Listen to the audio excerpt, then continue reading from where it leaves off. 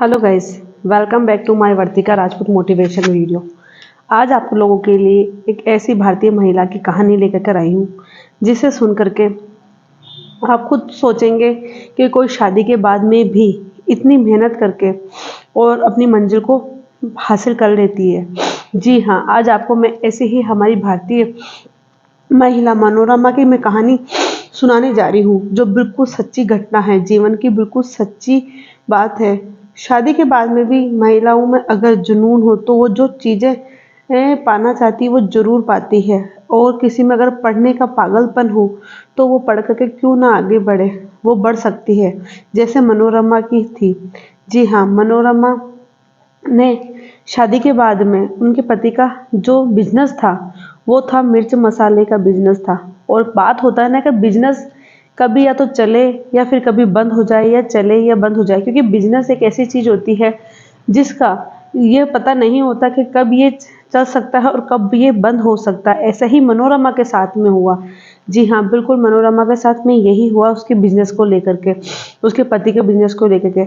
उसके जो पति का बिजनेस था मिर्च मसालों का, जो ये मसाले आते हैं उसका, वो उसके पति की कोरोना के टाइम में उसके पति बीमार हो गए थे, बहुत ही ज़्यादा बीमार हो गए थे। इधर उसका बच्चा भी बीमार हो गया था। इस तरीके से जो मनोरमा थी वो उसका मनोरमा की आर्थिक स्थिति इतनी खराब हो गई थी, इतनी खराब हो गई थी कि उसके मतलब 2 वक़्त के खाने का भी उसका बहुत बड़ा मतलब, एक बोलते हैं ना, 2 वक़्त का खाना मिलना भी उसको बहुत मुश्किल हो चुका था। मनोरमा का जो पति का व्यापार था, जो बिज़नेस था, वो बिल्कुल ठप हो गया।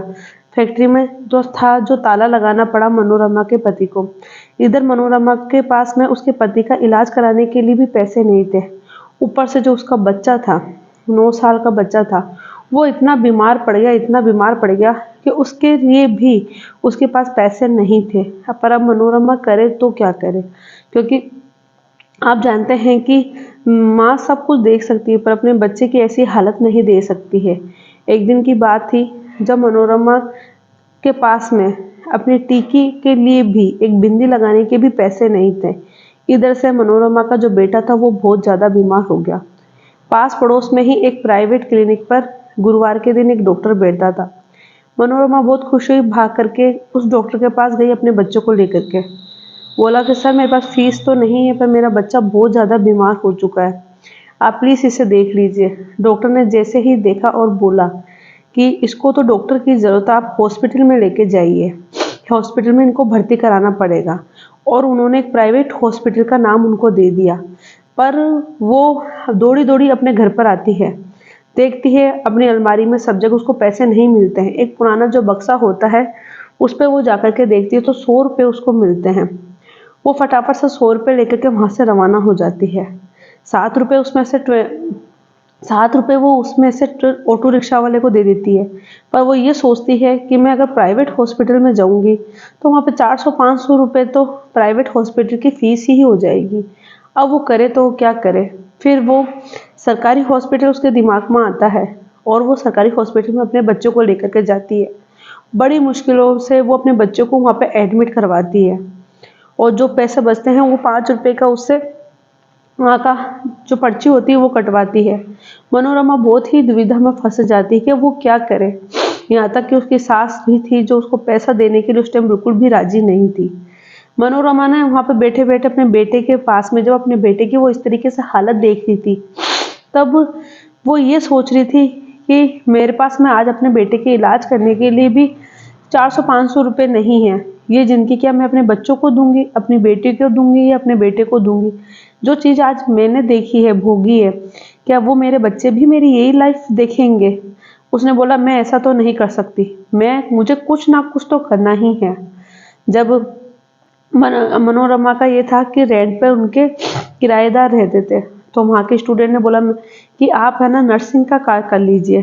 कैसे भी करके मनोरमा को नर्सिंग के अंदर बिल्कुल भी मतलब वो नहीं थी रुचि। फिर भी मनोरमा नर्सिंग का काम करके वहाँ के हॉस्पिटल में काम करने लगती है। पर जो मनोरमा को बिल्कुल उस चीज़ में रुचि नहीं थी, पर क्या करे, 2 पैसे के लिए उसको वो काम करना था। फिर मनोरमा का ये हुआ कि मनोरमा के पास में वहाँ की ड्रेस नहीं थी।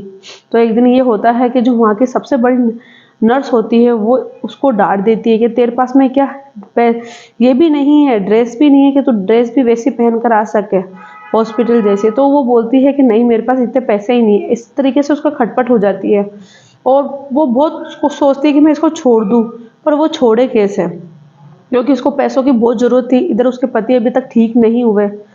फिर तभी भी वो अपने मन को ऐसे करके सोचती है कि मुझे पूरी ज़िंदगी भर नर्स का काम तो करना है नहीं है, मुझे आगे कुछ ना कुछ बढ़ना ही है।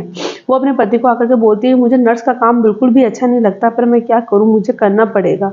उधर उसके पति धीरे धीरे सही होने लगते हैं। तब मनोरमा अपने पति को बोलती है कि अब आप अपने मिर्च मसाले का व्यापार वापस से स्टार्ट करिए। आप अपने पापा मम्मी से पैसे लीजिए, पर आप ये व्यापार वापस से स्टार्ट करिए। मनोरमा का हस्बैंड होता है, वो उसके सास ससुर से थोड़े पैसे लेके वापस से फैक्ट्री स्टार्ट करता है, जो छोटी सी मतलब फैक्ट्री बोल सकते हैं उसको, वो स्टार्ट करती है। मनोरमा के पास में, उसके हस्बैंड के पास में कोई था नहीं नौकर वोकर लगाने के लिए। वो काम न मनोरमा ही करने लगी, जैसे पैकिंग करना, बाहर सेल करना, ये मनोरमा काम करने लगी थी। और उसकी सास भी थोड़ा बहुत पैकिंग में उसका सहायता कर देती थी। इस तरीके से मनोरमा के हस्बैंड दो पैसे कमाने लगे थे। फिर मनोरमा ने एक दिन बैठे बैठे ये बोला मुझे ये नर्स की नौकरी नहीं करनी, मुझे पढ़ लिख के कुछ सरकारी नौकरी ही हासिल करनी है। तब मनोरमा के हस्बैंड ने बोला कि लोग बाग तो बहुत पढ़े पढ़े हैं, वो भी पढ़े लिखे होते, उनकी भी नौकरी नहीं लगती है, और शादी के 19 साल बाद में तू अगर वापस से पढ़ाई करेगी तो क्या नौकरी लगेगी। पर मनोरमा बोलती है नहीं, मुझे तो प्लीज़ ये करनी है। तब फिर मनोरमा के दिमाग में वहाँ के जो किराएदार के होते हैं वो जा कर के उनको दिमाग ऐसे बोलते हैं कि मैम आप एक बीपीएससी का फॉर्म होता है, आप प्लीज़ वो भर लीजिए। यहाँ तक कि मनोरमा वो भरती है और उसके सास ससुर खूब बोलते हैं उसको, क्या तू भी पढ़ लिख करके फालतू की पढ़ाई में पैसे कमाती है, तू क्या कर लेगी, शादी के 19 साल बाद में भी तू क्या कर लेगी, कुछ नहीं होगा, तेरा समय बेकार जाएगा। ऐसे मनोरमा को मतलब बहुत ज़्यादा हौसला टूटता था। अब मनोरमा करे तो क्या करे, पर उसको सरकारी नौकरी हासिल करनी थी तो करनी थी। उसके फर्स्ट पेपर में मनोरमा 89% से पास होती है।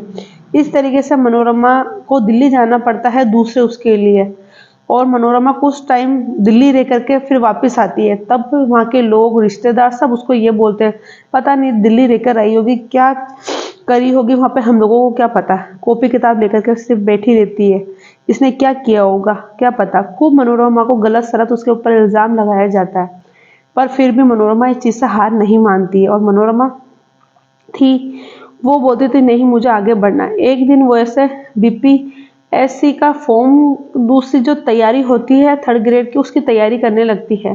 वो बोलती है मैं भी पढ़ाई, उसके मन में एक उसका कहीं ना कहीं उसका मनोबल था वो भी टूटने लग जाता है। तब वो बोलती है मैं वापस नर्सिंग ही कर लेती हूँ।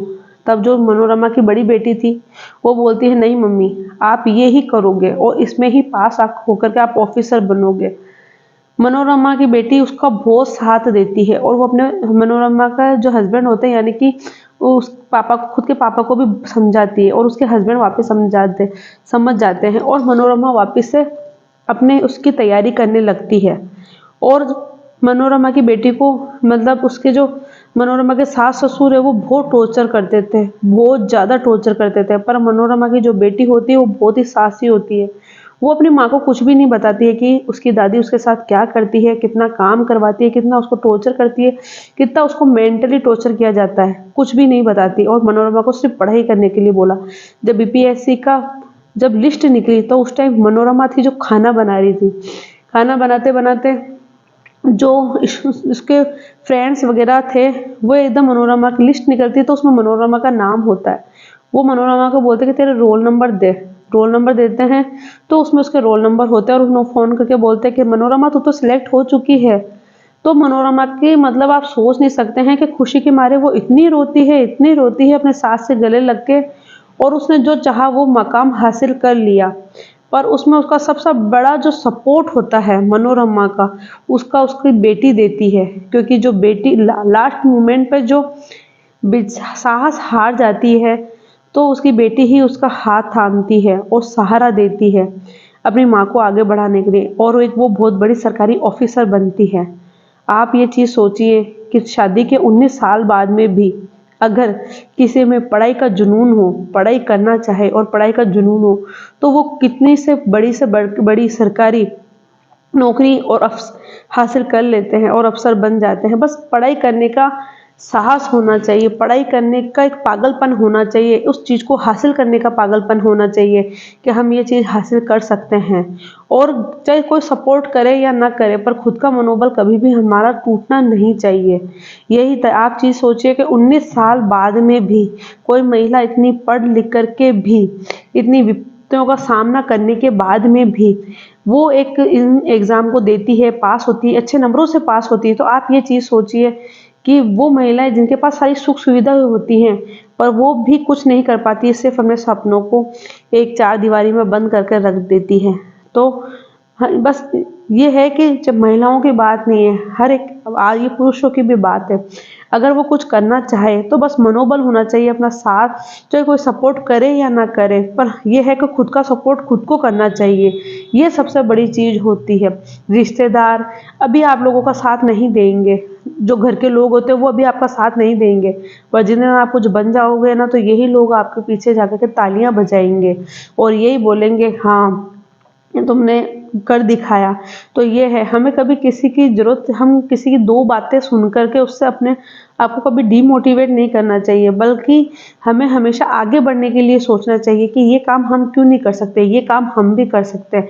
तो हमेशा बस मैं यही बोलना चाहती हूँ उन महिलाओं को कि हमेशा आगे बढ़ने के लिए सोचें और बाहर के लोगों की बिल्कुल भी आप वो ना करें कि हमें ये लोग क्या बोल रहे हैं, इनको बिल्कुल इग्नोर करें। जब तक हम लोग इग्नोर नहीं कर पाएंगे ना, तो ज़िंदगी में आगे नहीं बढ़ पाएंगे। हमें इन बातों को इग्नोर करना चाहिए, जब भी हम हमारे लिए और अपने बच्चों के लिए ये चीज़ें कर पाएंगे।